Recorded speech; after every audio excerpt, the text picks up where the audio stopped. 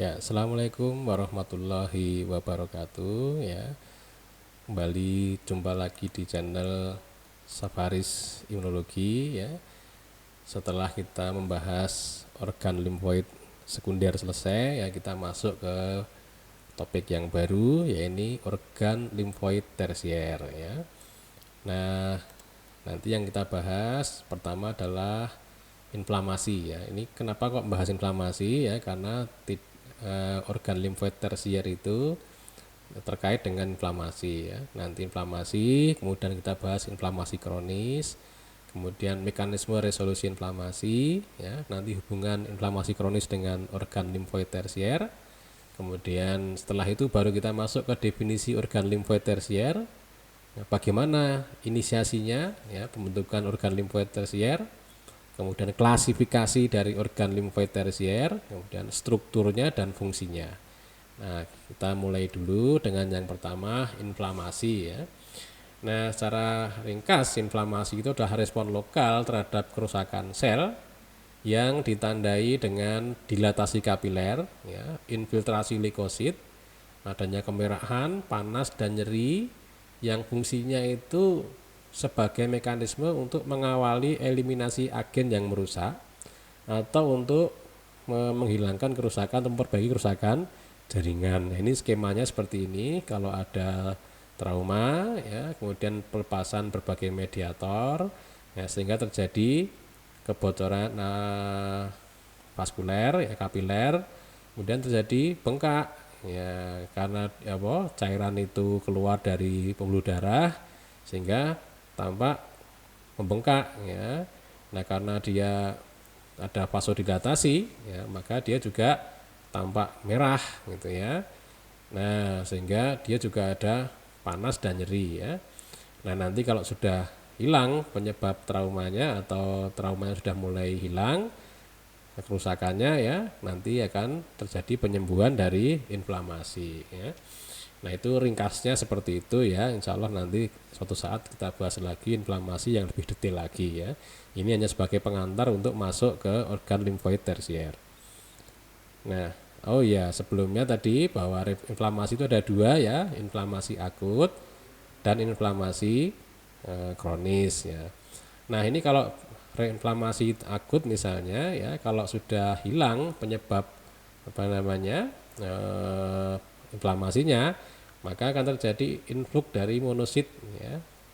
Nah, setelah jadi influx monosit, nanti akan terjadi yang disebut dengan monosit waterfall, ya, perubahan monosit, ya, menjadi eh, makrofag, ya.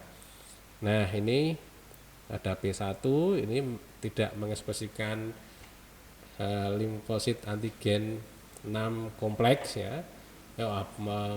Maaf, maksudnya tinggi, ya, LY6C-nya tinggi, kemudian CX3CR1-nya itu intermediate, tetapi tidak ada MHC kelas 2-nya, ya. Kalau P2 ini dari P1 akan berubah jadi P2 karena ada pengaruh dari CSF1, ya. Kemudian terus demikian seterusnya, ya, berubah lagi, ya, nanti jadi P3 jadi P4, ya. Nah, setelah jadi P4 ini nanti dia akan mensekresikan yang disebut dengan interleukin 10, ya. Nah, interleukin 10 itu diketahui sebagai faktor yang mempengaruhi pembentukan dari sel T regulator, sehingga sel T regulatornya nanti akan memerintahkan sel-sel yang aktif itu, sel T yang aktif itu untuk berhenti bekerja, ya. Nah, di samping itu, ya, monosit yang sudah jadi makrofag tadi, dia juga akan mensekresikan TGF beta, ya, sehingga TGF beta itu akan juga menghentikan proses inflamasi karena dia sebagai sitokin antiinflamasi, ya, dikenalnya. Dan juga TGF beta ini akan meningkatkan produksi dari sel T regulator, ya. Nah, makrofag yang tipe P4 ini nanti itu intinya ini meningkatkan interleukin 10, meningkatkan TGF beta, menurunkan interleukin 6, menurunkan inducible nitric oxide sintase, meningkatkan fagositosis dan menurunkan respon dari toll-like reseptor ya, sehingga dengan sifat yang seperti ini maka aktivasi dari inflamasi atau sel-sel imun itu akan direm ya, sehingga terjadi resolusi dari inflamasi. Nah, sekarang bagaimana jika penyebabnya itu persisten ya. Jadi inflamasi itu bisa menjadi kronis ya, dari akut bisa menjadi kronis. Kalau apa? Kalau terjadi persistensi dari penyebab inflamasi. Nah, kalau terjadi persistensi dari penyebab inflamasi, proses resolusi yang sebelumnya tadi kita bahas tidak terjadi. Nah, justru yang terjadi itu adalah monositnya datang masuk, tapi justru akan mensupport aktivitas dari sel T yang sifatnya proinflamasi ya, sehingga dia akan terus terjadi inflamasi di sini ya, tidak seperti yang tadi. Kalau yang tadi itu terjadi karena penyebab inflamasinya sudah hilang. Nah, ini nggak hilang-hilang ya, jadi dia akan jadi ada terus, aktivasi terus ya, gitu ya. Nah, sekarang hubungannya apa inflamasi kronis dengan organ limfoid tersier ya. Nah, kita ulang lagi dalam bentuk tulisan ya. Di awal inflamasi ya, sel stroma itu merespon sitokin proinflamasi ya, dengan mengekspresikan kemokin dan molekul adhesi untuk menarik neutrofil dan makrofag ya. Nah, kalau sudah hilang penyebab inflamasinya ya, maka sel stroma itu kembali ke fenotipe awal sebelum terjadinya inflamasi. Jadi tidak membentuk kemokin dan molekul adhesi lagi ya. Nah, kalau pada inflamasi kronis ya, sel stroma itu mengalami perubahan fenotipe ya, menjadi lymphoid tissue like stromal cell ya, sehingga lymphoid tissue like stromal cell ini nanti akan memicu pembentukan organ limfoid tersier ya. Nanti kita lihat di bagian inisiasi ya. Nah, kalau begitu apa yang dimaksud dengan organ limfoid tersier ya? Organ limfoid tersier itu adalah struktur yang menyerupai organ limfoid sekunder yang terjadi akibat inflamasi kronis ya, dan ditemukan pada organ yang bukan tempat hematopoiesis dan juga bukan tempat terjadinya respon imun adaptif. Nah, ini yang disebut dengan organ limfoid tersier. Nah, ini adalah proses inisiasi atau pembentukan dari organ limfoid tersier ya. Sel-sel yang menginfiltrasi jaringan yang mengalami peradangan itu akan menghasilkan berbagai macam sitokin ya, misalnya interleukin 17, 21, 22, 23, TNF alfa ya, dan juga limfotoksin beta ya. Nah, zat-zat ini, sitokin ini akan merangsang sel stroma ya untuk menghasilkan VCAM dan ICAM ya, vascular cell adhesion molecule dan intercellular adhesion molecule ya. Ya. Di samping itu ya, fungsi dari VCAM dan ICAM ini nanti kan dia fungsinya untuk memperantarai perlekatan leukosit untuk masuk ke dalam jaringan ya. Nah, di samping pembentukan VCAM dan ICAM ini ya, sel stroma itu juga menghasilkan CCL19, CCL21 dan CXCL13 ya, sehingga CCL13-nya ini akan merekrut sel B ya, CCL19 dan 21-nya akan merekrut sel T ya. Ya, sehingga proses ini disebut dengan rekrutmen dari limfosit ya. Setelah sel T dan sel B masuk ya, barulah terjadi organisasi atau pembentukan struktur organ limfoid tersier ya, dengan membentuk germinal center ya.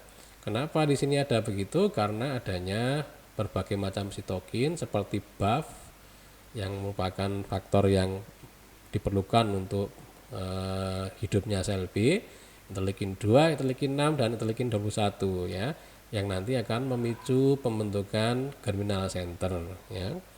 Nah, ini proses inisiasi dari atau proses pembentukan dari organ limfoid tersier ada 3 ya, saya ulang ringkas ya, fase inisiasi, fase rekrutmen limfosit, dan fase organisasi dan pembentukan germinal center ya.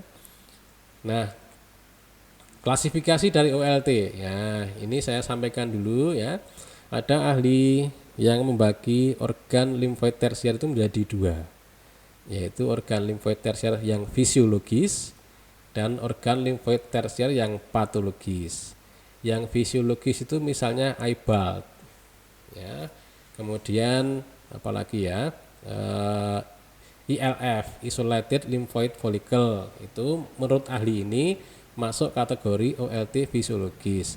Sedangkan yang OLT patologis, organ limfoid tersier yang patologis itu misalnya adalah organ limfoid tersier yang ditemukan pada penyakit autoimun, misalnya rheumatoid arthritis. Nah, ini menjadi perdebatan memang ya, menjadi perdebatan karena kan kita lihat tadi bahwa proses pembentukan organ limfoid tersier itu kan didahului dengan proses yang tidak normal ya.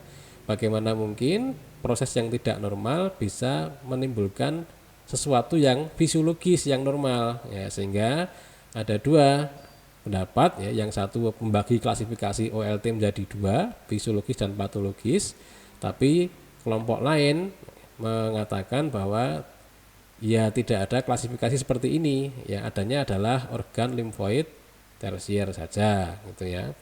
Nah, karena ketidakjelasan ini ya, seperti yang saya sampaikan ya, sampai saat ini kita masih menganggap kelas OLT ini ya OLT saja, organ limfoid tersier saja. Nanti kita bahas satu-satu apa saja kira-kira ya.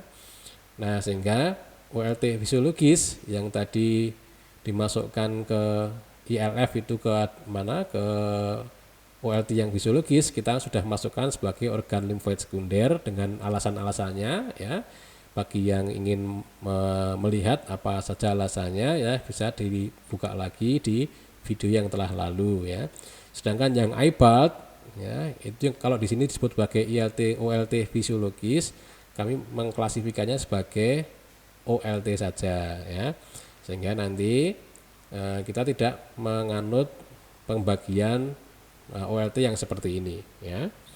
Nah, strukturnya bagaimana ya? Ternyata struktur organ limfoid tersier itu menyerupai limfonodi ya, limfonodus atau nodus limfatikus ya. Nah, bisa dilihat dulu nanti videonya di bab yang telah lalu ya, video yang telah lalu tentang limfonodus ya. Nah, bedanya adalah di organ limfoid tersier ini tidak mengandung kapsul ya, tidak ada kapsulnya, tapi ada germinal center dan ada zona parafolikuler. Nah, fungsinya untuk apa? Ya, fungsinya tempat terjadinya respon imun adaptif dan memproduksi antibodi ya. Nah, apakah organ limfoid tersier pada penyakit itu baik atau buruk? Ya, ternyata memang ada yang baik, ada yang buruk gitu ya.